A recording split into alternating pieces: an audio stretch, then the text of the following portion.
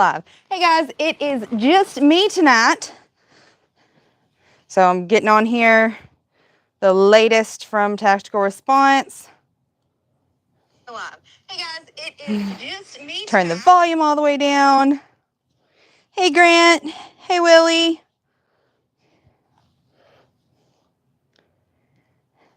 So, how is everybody's week going?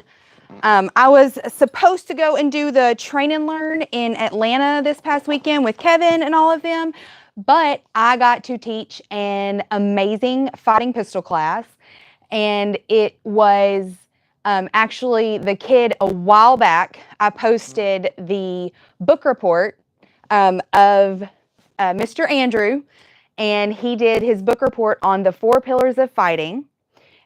Private school, so they were completely okay with that.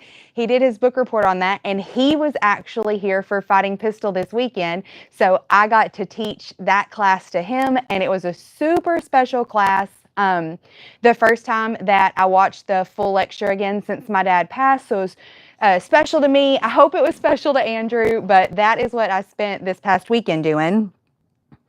Hey, Jonathan, and I'm not even going to try to say that name. Nope. Mr. Kilgore, we're going to call you by your last name. So how's everybody else's week going?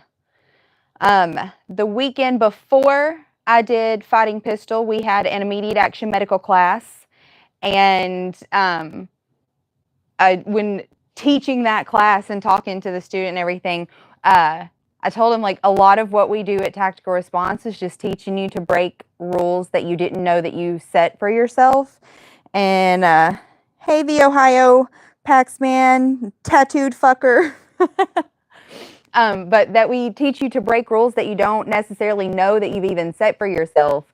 And I got a message yesterday, like, that we were kind of going mini viral on formerly Twitter, now X, because one of the band members from All That Remains took Fighting Pistol and posted a clip from the class onto his social medias, and Joey and I are going to get together and do a video on that. But I was just like, you can really tell, it shows in the comments, people who like shoot, and then people who train for gunfighting. Like, it showed, yeah. Phil's stuff blew up. But yeah, it showed significantly in the comments that there were people like, why would another one, it come up again. And I remember when it happened, like the multiple times it's happened, but the first time it, like, big thing that happened, like the whole downrange photographer thing. A couple of people were commenting on there, like, the photographer's in front of this and and like, gonna try to put out the Tim in me for a second. Like, can't make Tim gestures on lives, but that's the gesture that I wanted to do when I started reading those comments. And what I tell people whenever they talk to us about downrange anything, is that, first of all, there are only 4 firearm safety rules. You keep your finger off the trigger until your sights are on the target and you have made the decision to shoot. You never let your muzzle cross anything you are not willing to destroy. You treat all guns as if they are always loaded, and to be sure of your target and what is beyond it. Or better yet, to be sure of who you're shooting and who around them you don't want to shoot. So those are the 4 firearm safety rules, and they are omnipresent, which means they exist even during a gunfight. Like, if you are choosing to use your gun to save your life or the life of an innocent, and by doing so, that means you have to shoot that person. You're making the choice. I'm saving these lives, so I have to shoot that person.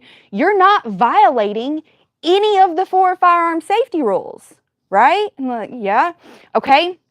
Well, do you want the first time that you have to shoot around people that you don't want to shoot to be under the watchful eye of a professional instructor, or during the most stressful moment of your life? When do you want that practice? When do you want that training?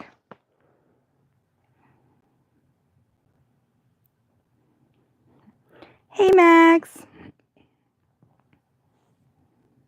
Like the whole 180 firing line, I saw Grant popped in here. It bothers me so much.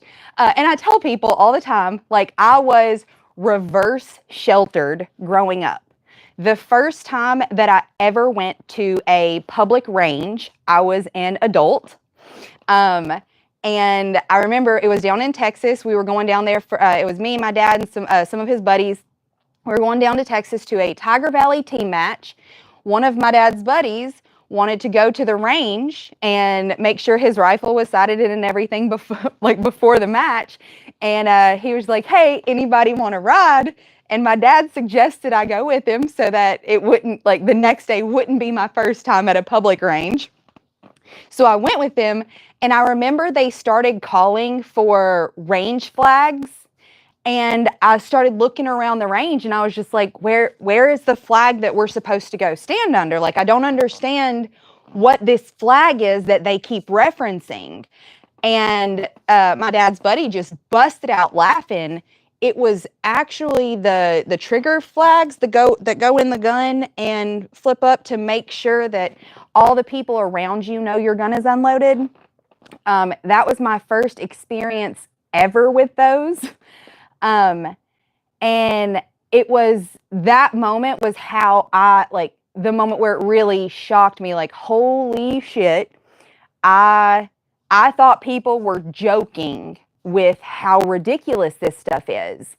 And, there's actually a Joe Rogan podcast with Mike Rowe, and he talks about, like, the number of safety rules is inversely proportional to how safe something actually is. And he was talking about when they were doing the Dirty Job show, how the first 2 years, it was their first time doing a lot of these different things, like going into dangerous areas, the first time that they'd ever done that. So everyone took the safety briefing very seriously. But then as time progressed and they started getting the exact same safety briefings over and over and over again, the number of accidents shot up. And it's because people become complacent when there are too many rules that make you feel safe. Every single one of those range rules gets violated by those dudes on a regular basis. But they see us not violating a single firearm safety rule, and it's too much for them to handle. Like, okay, that is completely fine. If you want to spend your life shooting and training to shoot as a skill, I'm okay with that. Keep your range rules, keep your 180-degree lines. Okay, I do not want the first time that I have to shoot around people I don't want to shoot to be in the most stressful moment of my life. Like the NYPD, talking about the mindset lecture, the NYPD during like one of the shootings in downtown New York, shot 9 bystanders. 9 bystanders. And like my dad made it a point in the video, like not like one person 9 times. No, 9 separate people were shot. And I can guarantee you that NYPD has a 180-degree rule on their ranges. They don't have to shoot around people that don't need to get shot any other time except when it's real and when it matters. Scorched Earth Firearms Training. You were with Brickell. Which one? Brickell brought a lot of people around me that weekend. David Costandia, you can't afford to train. I'm assuming you meant train instead of trail for a gunfight. We offer a layaway program. Like, we offer a layaway program, and we also do trades. I promise you, if you send us an email at info@tacticalresponse.com, we will find a way to make it happen for you to get to fighting pistol. Hire X, there are other schools out there that you can do the like real shit at, but none of those guys are shit talking us. They all know we're buddies with those people.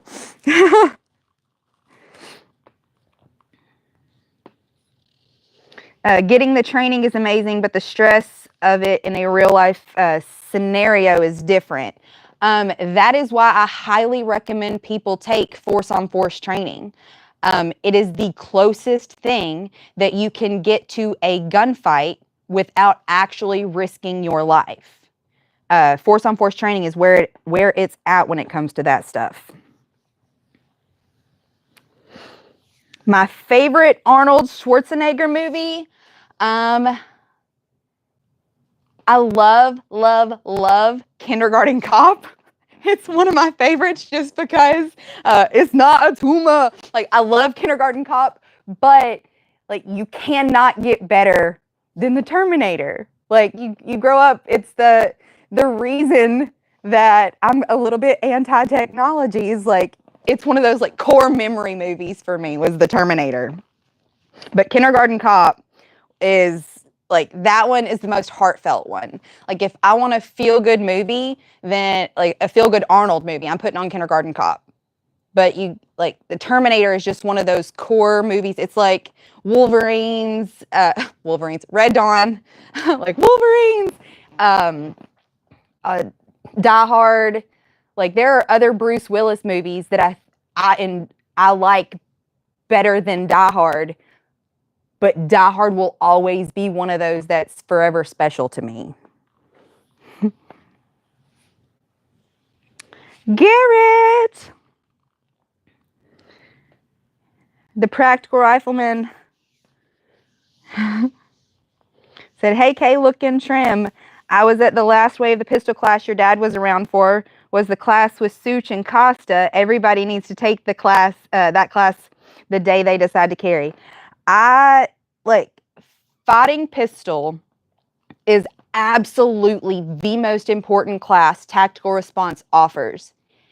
And the important part isn't even on the range. It is the mindset lecture in that class. I wish that we could have, like, I don't want it to be a law because that shall not be infringed shouldn't be that difficult to understand. So I don't want it to be a law, but I wish that there was an option for like every single firearm sold in America, like, to watch that video with it. Like, the purchase of a firearm, you dedicate this amount of time, like 3 hours. That's all it is, 3 hours. Like, sit down, watch this video, and then decide if you want to carry a gun or not. Like, it is hands down the class that people need if they're going to carry a gun.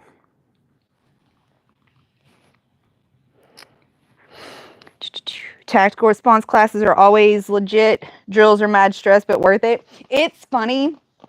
And I was just thinking about it this past weekend when I had the Andrew in class. I've been doing, like, I took my first pistol class, my very first formal pistol class. It was tactical pistol before we changed it to fighting pistol in 1998, I believe. And I've been doing these things for so long that when people get there and they're like amped up, I'm like, are we doing enough for them? Like, are we stressing them out enough? Like, I can't tell if they're just excited or if this is stressful for them, because for me, it's excitement. But I'm like, no, I'm just, again, I was reverse sheltered. So it is like such a good time, and getting to see those light bulb moments for people. I see it a lot in the medical classes. I see it a ton in the force on force classes. And then, of course, fighting pistol is just a different light. Like, when that light clicks on, when you see that shift in mindset after fighting pistol. It's like, nope, we are doing exactly what we need to do for them. Tell Sarah hello. Conan, T2, Predator, then Commando. Fighting pistol up here in New Hampshire was awesome. Great teacher, Brian. Brian did do a great job.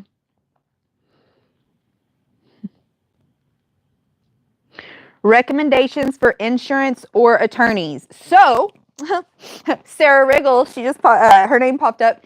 She was somebody that I met at NRA this year, and she works with attorneys on retainer. Another one of our alumni, Austin Kilmore, also works out there. And attorneys on retainer is like carry insurance. And what makes them awesome, another reference from the mindset lecture, the Better Call Saul, a criminal attorney, but what makes them awesome is that they will even show up and defend you if you were carrying your gun in a gun friendly zone. Like if it was an anti-gun zone or no guns allowed zone, they'll still show up and defend you. That is who I would recommend at this point. Dana McClendon, my personal attorney, he is one of the attorneys for attorneys on retainer. So that is who I would recommend right now. Sarah and I and Austin and I are going to be getting together. I helped Austin with some of the medical training that they are getting the people who actually work for them. So we have enough alumni and people who get it that I think attorneys on retainer is going to be the best option. They have the right kind of people working there.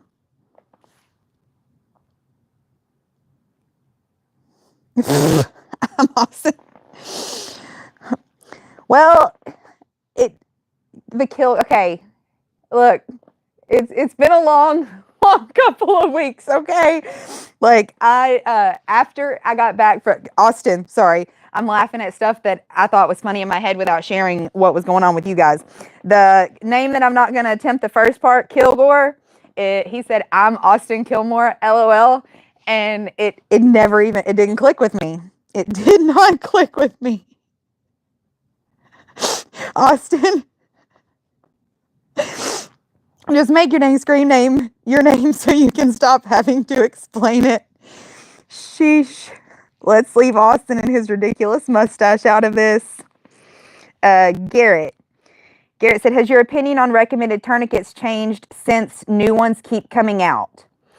No, I still highly recommend and this is gonna get some people, both the CATS tourniquet for adults and the RATS tourniquets, the Rapid Application Tourniquet Systems for everyone. If the only people you have in your life that you are worried you might have to put a tourniquet on is an adult, buy a CATS tourniquet. If you have pets that you care about, children you may be around, any other people you may care about that are small, I have not yet found a better tourniquet than the Rapid Application Tourniquet System. I haven't found one that works better. Another proud mom moment. This past, when I taught the last immediate action medical class, I'm trying to raise my kids the same way that I was raised. I got to go with my dad to all the different classes and be around the awesome tactical response alumni group growing up. And so they get to participate in classes and sit around and listen to it. And Gage is actually starting to help role play a lot. My other kids do too, but he's starting to get into it. And he had his first application of a RATS tourniquet done to him this past weekend. And Alex also was helping out, and he said that was the tightest tourniquet he'd ever had applied. Stefan, the student who was in the class who put it on Alex and Gage, Alex was like, that was the tightest tourniquet I've ever had. Gage got it, handled it like a champ, and as soon as I feel like he is mature enough to take the class, and because he's already asking to take it. As soon as I feel like he's mature enough to take it, he's going to run through that as a student, like the whole class. So super excited about that.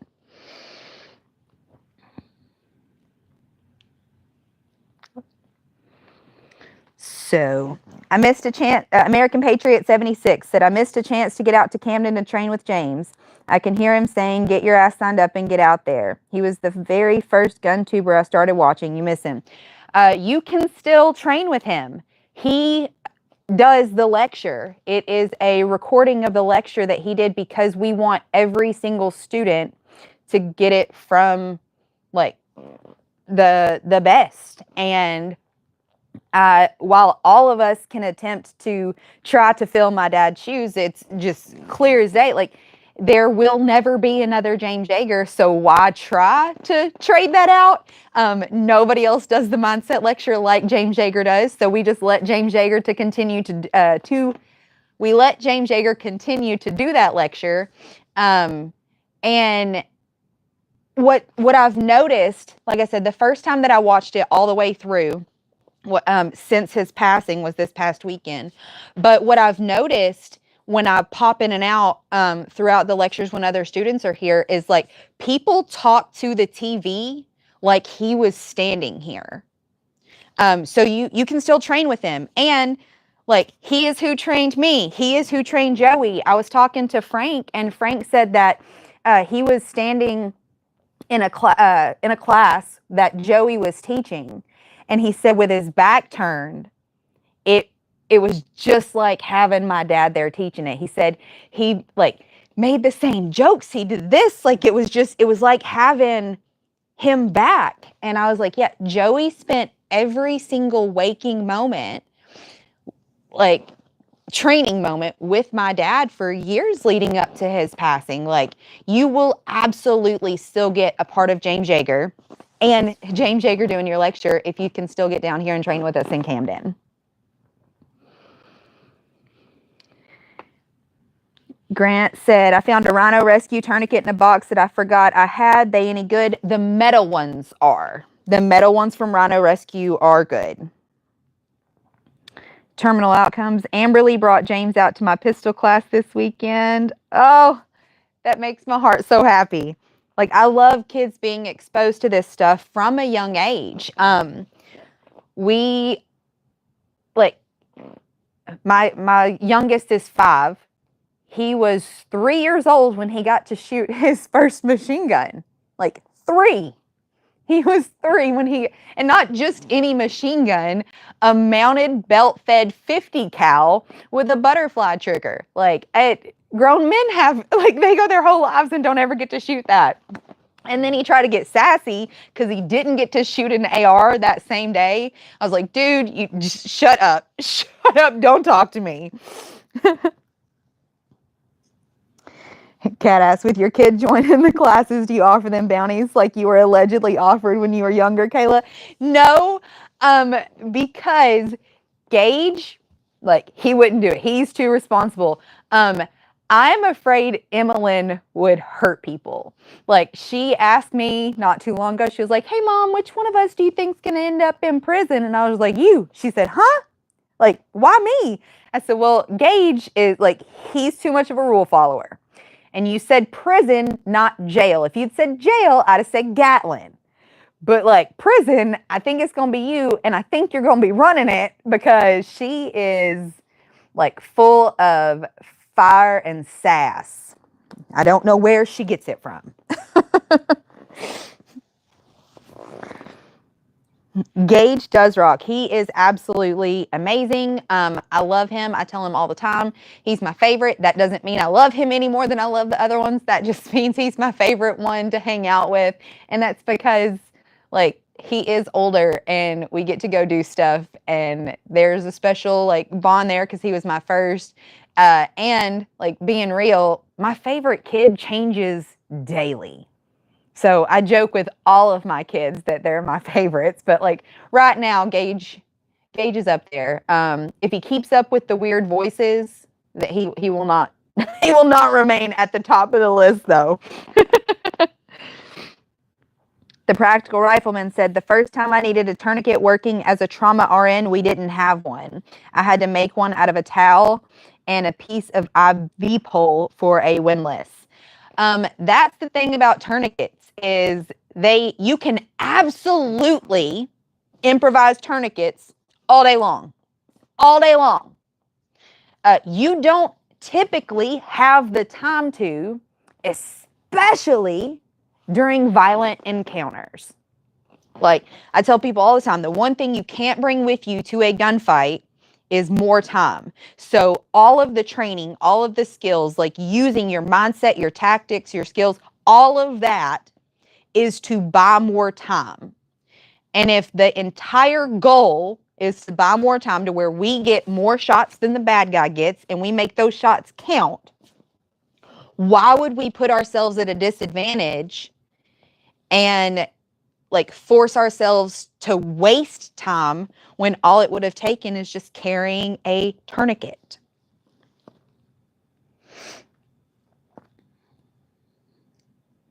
Yeah, terminal outcomes, the best mindset lecture on the planet. It is. Big dog status, 5 times alumni right here from California.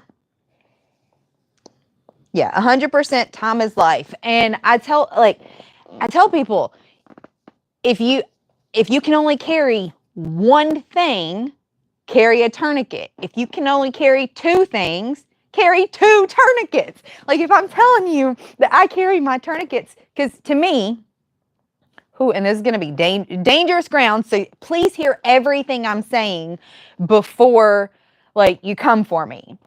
I think that you will be presented with numerous opportunities to save lives carrying a tourniquet. I think that the number of opportunities that we are presented with to save lives with firearms is drastically smaller than that. So while important is not the correct word, it is not more important to carry a tourniquet than it is to carry a gun, because if you don't have either one when you need it, it is going to be a very bad day.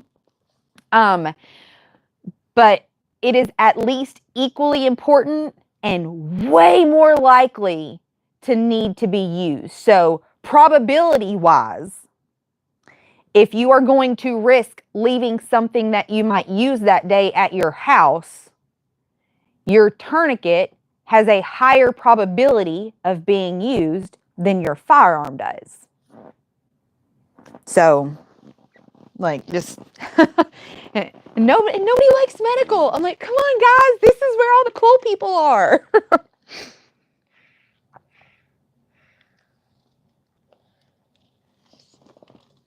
Oh, do you guys have any more questions? Like, I am the medical person here at Tactical Response. So if you have any medical gear questions, anything like that, please post them. Dale, how's Crystal doing? She's still doing okay? All the cool kids carry medical. Yes, sir. All the cool kids do. It's funny because I recently worked with Tactical Rabbi on a video, and it was a trauma medicine video. And when we were talking through things on the phone, I told him, I was like, so we've had close to like around about 100,000 students. Like I think we're over that, like by a pretty good number, but I know we've had about 100,000 students, like just to keep it a round number, keep the math easy. 80,000 of those students are fighting pistol alumni.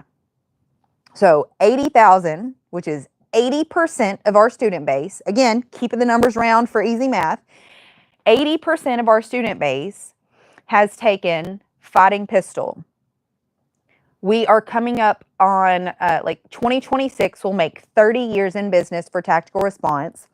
And I think it was last year or the beginning of this year, we hit number 80 for number of students we've had in gunfights. So, like, I'm not even going to pretend to be able to do the math on that one. Like, is it 1% or 0.1% of our students who have been in gunfights and called us and said, hey, fighting pistol saved my life. 30 years, like 0.1% of our students is how long it took us to save 80 lives with that, like, directly. I'm not talking about the mindset lectures that saves all of the other people that don't ever have to get into gunfights or don't ever have to pull the trigger if they are attacked. Over that same, like, we didn't even start teaching medical until about 2006, I think was the first time that we taught immediate action medical. And we've probably had I know the number is not a lot higher than 5,000. So approximately 5,000 students since 2006 that have taken immediate action medical. We get 80 calls a year. Hey, that class saved a life. Hey, like, I got a call, Thurman, when he, after he took immediate action medical, he called me back, like, a dude at his work had a forklift driven through his leg. We had a guy leave class, and on his way home from class, he witnessed a rollover accident, an arm ripped off, and he put a tourniquet on the person and saved their life. We've, during one of the first immediate action medical classes I took, they had a car accident. It was out the red shop out near where SOE used to be. A car accident on our lunch break. Like, on our lunch break. We have that many calls every single year over immediate action medical. And, like, I feel like the reason that we carry a gun, the reason that we take training, the reason that we do all of these things is so that we can save lives. And if you really want to save lives, you got to be on your game with medical. Just the sheer exposure of when medical can be used versus when a gun can be used, like the volume of exposures that you're going to have, it's hands down. Alex, he's watching from work. Austin said he's deployed his medical 4 times, his gun 0 times.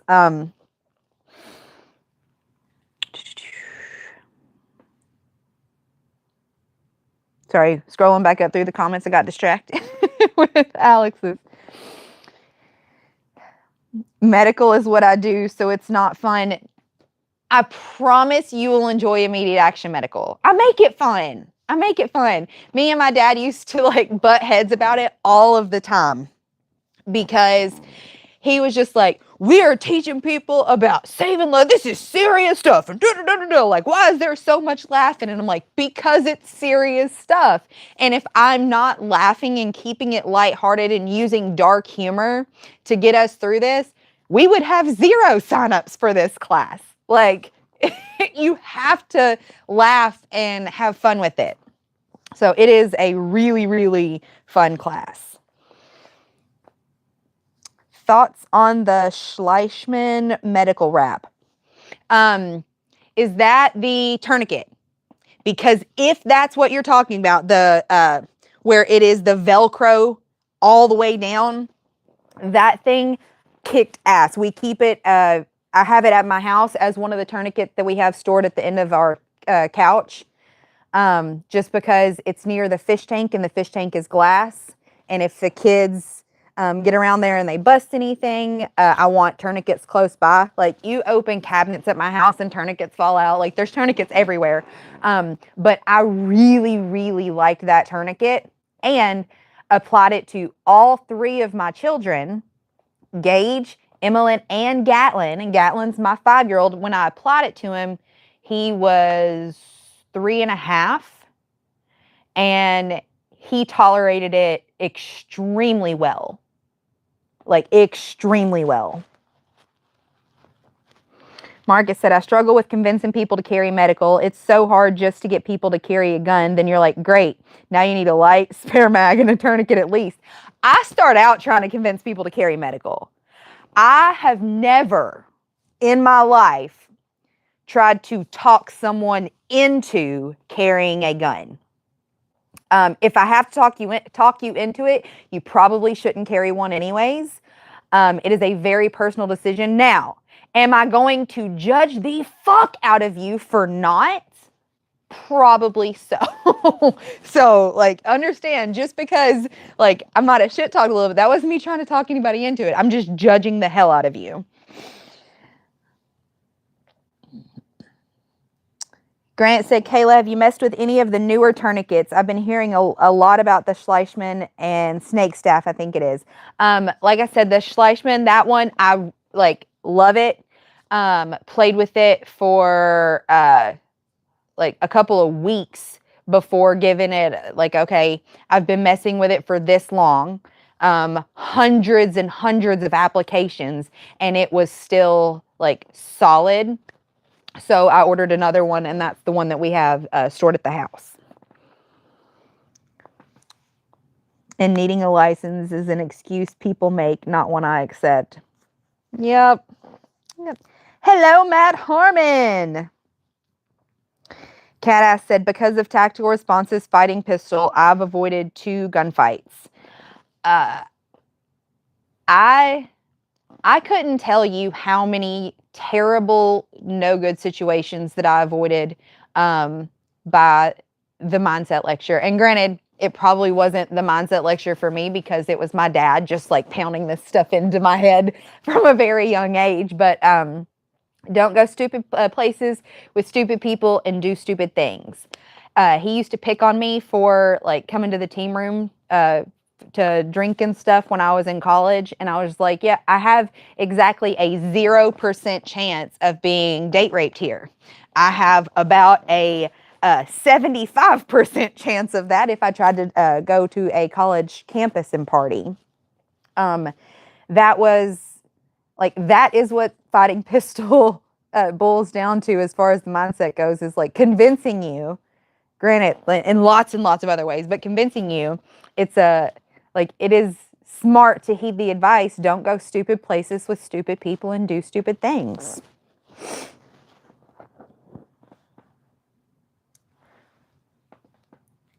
Sarah went home. Hi, Hunter.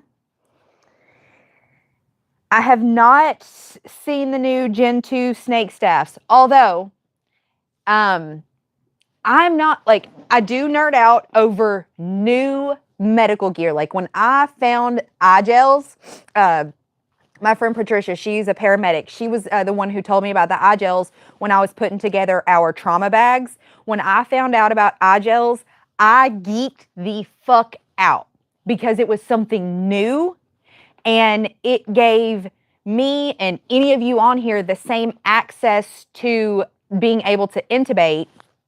Like generally there are of course going to be like other ways and stuff like that, but to be able to get an intubation on somebody with the same ease as an NPA, totally geeked out over that. I don't geek out of a whole lot of like, have you seen this new thing, when again, I've been carrying a tourniquet since 2007. Back then it was the TK4 is what I carried. So I've been carrying a tourniquet since 2007. So almost 20 years. I still have not found a quicker, more efficient, and overall effective tourniquet than the Rats. And so for me, new gear has to compete against the gear I have that already works. So if it doesn't just blow it out of the water, I struggle to even want to deal with it. I'm like, I've been doing, I know I need to. Like, it's I know I need to be better about gear stuff, especially being in this industry. I need to get better about the gear stuff. I just have to fight myself to. Like, I don't enjoy it.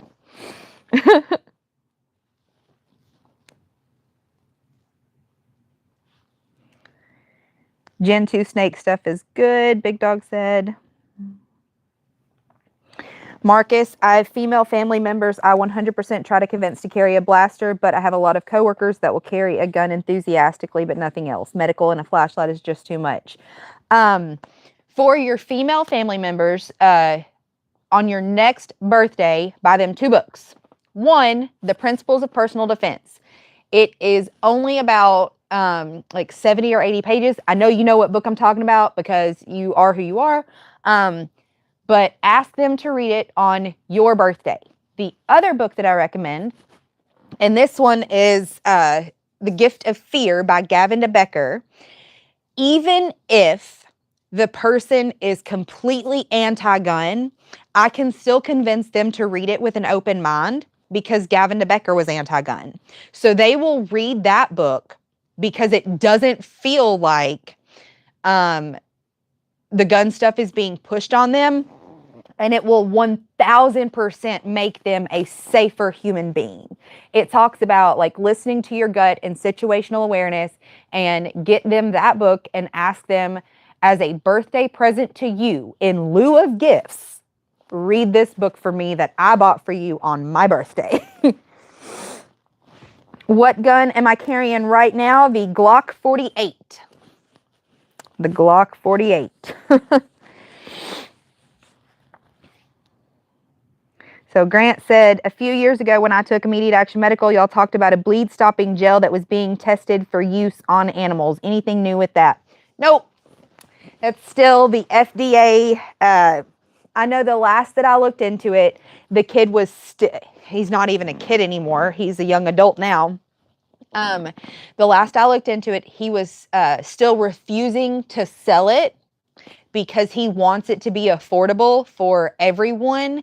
And that is the holdup, is like he doesn't have enough financial backers pushing it for it to get not enough pockets being lined for FDA approval is what it felt like to me, allegedly.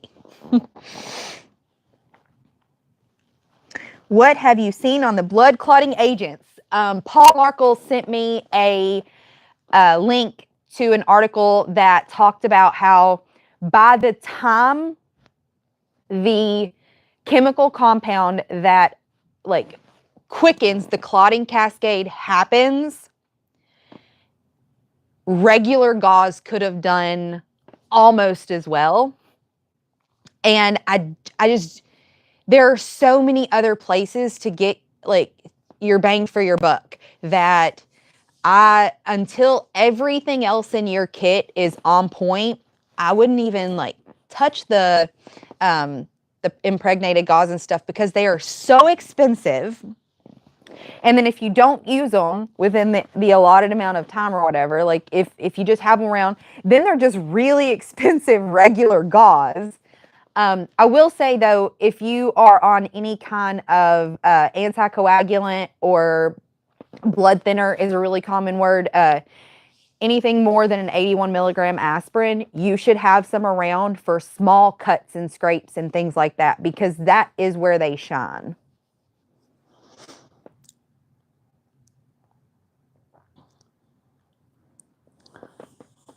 Kilgore said, I bought 6 copies of Gift of Fear to hand out, $4.20 each on eBay. I'm telling you, when I was in college and all of these girls would come up to me, and because they knew what I did, and they would ask me to teach them to shoot, I'm like, yes, of course. In the meantime, please read this book. And hardly any of them actually wanted to come out and shoot. It was like they wanted to ask because then it made them feel better, because then they talked to somebody and talked about training, the whole magic talisman thing. But they did read that book. And I hope that they continue to pass it on and continue to follow those lessons to this day. But I feel like I made a much bigger difference with the handing that book out like that than I did ever teaching random friends from college how to shoot.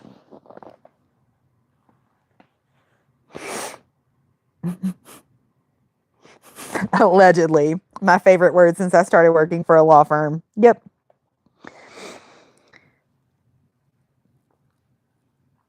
Yeah, Grant, it's exactly like the TCCC stuff. All of that stuff is bought and paid for. It drives me absolutely crazy.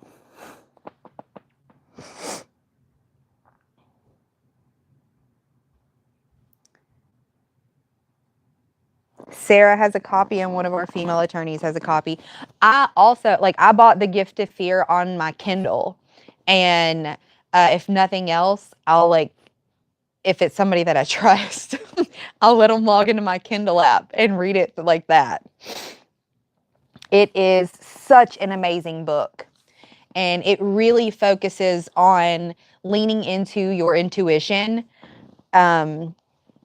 Because if we are being honest with ourselves, anytime that something bad has happened to us, we had that nagging little voice at the back of our mind that was telling us, shit's about to go down. So, highly, highly, highly recommend it.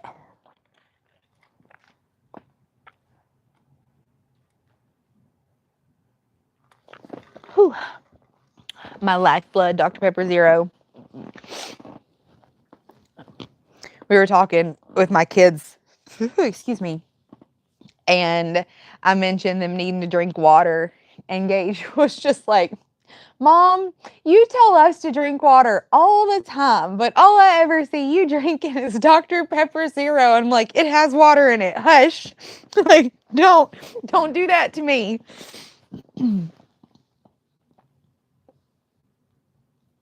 The Gift of Fear Masterclass. Adam, I did not know that there was a Gift of Fear Masterclass on YouTube. How, I will look into it. I'm not going to ask you to do my research for me. You already told me that the class is free.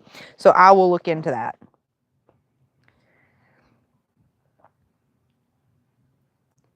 Yeah, people get tore out of the frame when they're dog and rat tourniquets, and I say TCCC certification just means the company paid the money. And it's not, yes, it is a lot of just money paying and stuff like that. But they have a bunch of dumb rules that have nothing to do with the effectiveness of the tourniquet. Like each part needing to have a serial number and things like that. And then furthermore, I've seen some of the shit that TCCC says is a good tourniquet, and it's not. Why would I trust them when I've seen some of the stuff that they approved fail me firsthand? It just,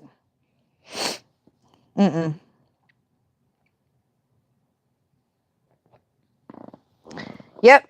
The Sam tourniquet is the one that I was thinking about, where it has the ejectors that spring up through the tourniquet. And what bothers me about that tourniquet is people are like, yeah, but you can still tighten it and all of this and all of that. 95% of the compression from a tourniquet, a windlass tourniquet, comes from that initial pull.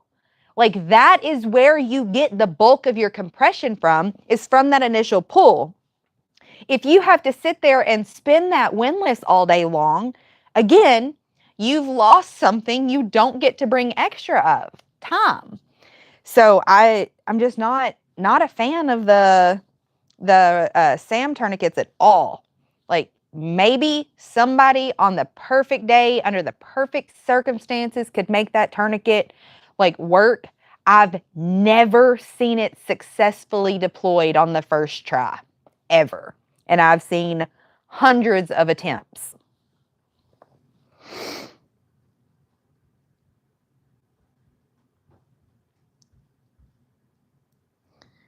Dale said he's changed a few of mine on rats here in classes, even handed a few out. That is my goal when people show up for immediate action medical. I don't care if they change and start carrying a rat's tourniquet, but I'm stop talking other people out of carrying them. Stop saying that the cat's tourniquet is the only legitimate tourniquet that there is. It bottoms out on my 5-year-old. It is not small enough without having to mess with it, because of course people are going to come on, they're like, yeah, you can do this to it and this to it and that to it to make it work. You guess what I have to do to a rat's tourniquet to make it work on like a child? The same exact thing that I have to do every other time I put that tourniquet on. I apply it correctly. That's all I have to do to make it work. I don't have to change anything. And I think that when you get comfortable with stuff because you can make it work,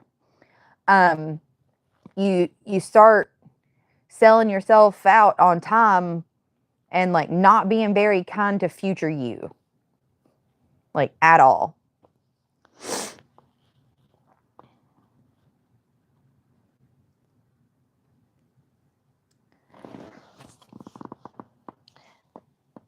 Garrett, what is Left of Bang about?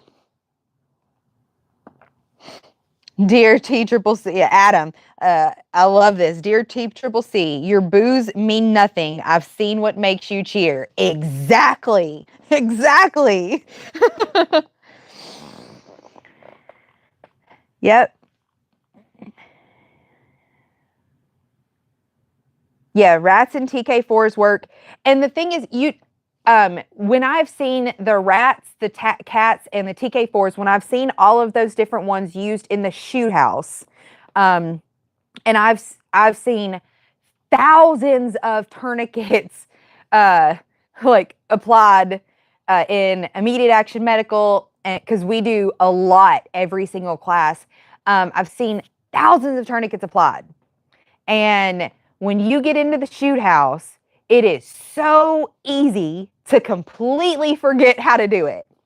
And the one that I see the most issues with remembering how to do under stress is the cat's tourniquet. The Velcro hangs up, and especially when the dudes show up like looking all tactical, the Velcro hangs up and gets caught on stuff. It'll rip off. They struggle to thread the end of the tourniquet through. It's like, yeah, because it sucks trying to thread a needle under the effects of adrenaline. The TK4, the struggles that I've seen with that one were getting it secured. People really tended to struggle with those at the end. They could get the tourniquet on, but then they were just stuck holding it. And like, okay, you're not bleeding anymore, but if you need that other hand for something, then you're screwed. But people do not seem to struggle with the rats tourniquets. Even when they put them on incorrectly, they are still effective at what you want them to do. Because the most common mistake that I see with the rats tourniquets is the part of the elastic where you put your fingers through. People will open it up wide enough and put their entire limb or extremity in. And again, even then, it still works. You just don't get as much like of a tension against you when you're pulling. So you might not be able to pull it as hard, but it does still work. Jonathan Webb said, I've taken some medical with my church security team. I took my rats and the instructor turned his nose up at it, and all I was saying was it has a place. Have a bunch of rats in our church mass casualty kit. Ask them to apply a cat tourniquet on a pet. They will bottom out. And like, not everybody has kids, not everybody has pets. A lot of people who have pets don't want kids. Like, they're like, no, the pet owners, I'm a dog mom, or I'm a cat mom, or whatever. They don't want kids, but they will absolutely still like fight somebody over that animal. Have them try it out. Prove to them that they bottom out. Like, every single sling I have has an SOE tourniquet pouch with the rats in it. I recently, when going through all of my stuff, I recently come up on some TK4s. So I have some TK4s. Like, I've got another one stashed in my car now. That's what I have in my Galco bag, is a TK4. because I gave all my rats out of my bag away. I had the rats and a TK4 stuck in there, but it was somebody that I changed their mind about it, and they're like, yep, you've convinced me. And I was like, well, here you go. Here's your tourniquet. So now I have the TK4, and again, like, I like the tricks that I've learned on how to secure them to where you're not trying to fight with that metal hook. So they completely appropriate for carrying as a tourniquet.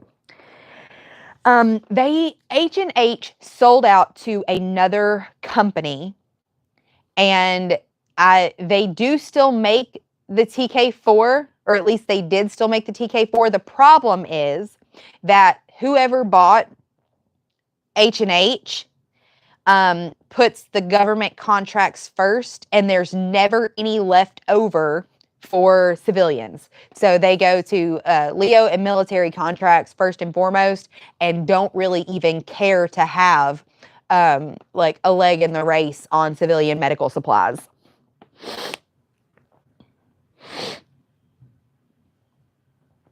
Garrett said left of bang is on pre-assault indicators. Looks at these factors to avoid incidents. This is awesome. I will definitely have to check that book out. Anytime y'all have book recommendations and stuff like that, please post them when I'm on the live stream. My goal is 100 books a year. And for the last 2 years, I've hit that goal. So in 2023, I hit it. In 2024, I hit it. This year, like I got a little celebratory Kindle thing. I have read, there was only I was reading a series, and it was one of my favorite series, the Court of Thorns and Roses series. So it doesn't always have to be like even like learn something from them books. Like some of them are just like fantasy, and I want to read. I want to stay off of social media, and focus on doing things that improve myself, and reading is one of those things. It increases your vocabulary. It does a ton of beautiful things for you. And I could give up all other forms of entertainment if I had my own personal, unlimited library. I absolutely love reading. So please, if you have book recommendations, especially related to this stuff, I want them.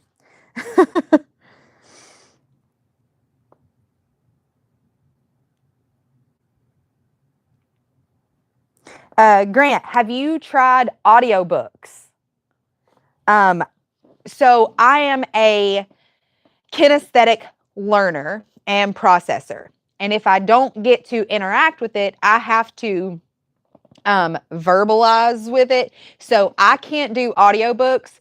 I can do podcasts, but I talk to the podcasters like they're my besties in the car. So I can do podcasts all day, every day. And it just sounds like I'm a crazy person talking to the radio. But I can retain that information. I can't do that with audiobooks because you don't really, it's not a conversation. It's just you being read to. But when I read, that's me interacting with it. So I can retain stuff that way. But if you have a different learning style, audiobooks might work better for you. And I do it in the car. I listen to podcasts in the car, and I read my Kindle when I'm at home. I really have tried to significantly limit the amount of, and I know I say screen time, and I'm reading on my phone, which is the screen, but plugged in screen time. I put my phone in do not disturb, and sometimes I forget and leave it there. So if you can't get in touch with me, that's what's up. But I put my phone in do not disturb, and we'll just sit there and read on my Kindle, and I absolutely love it.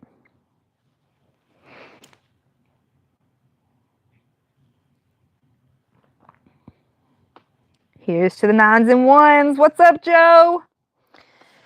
Alrighty, guys, it is 7:59, and somehow I managed that whole hour by myself without making it too weird or awkward. So that is mostly due, that is all the way due to you guys in the comments giving me things to talk about. I sincerely appreciate it, guys. Thanks for hanging out. This is the way. So I missed the board that this is the way, this is the way, this is the way, this is the way. Okay. Thanks, guys. Y'all have a great night.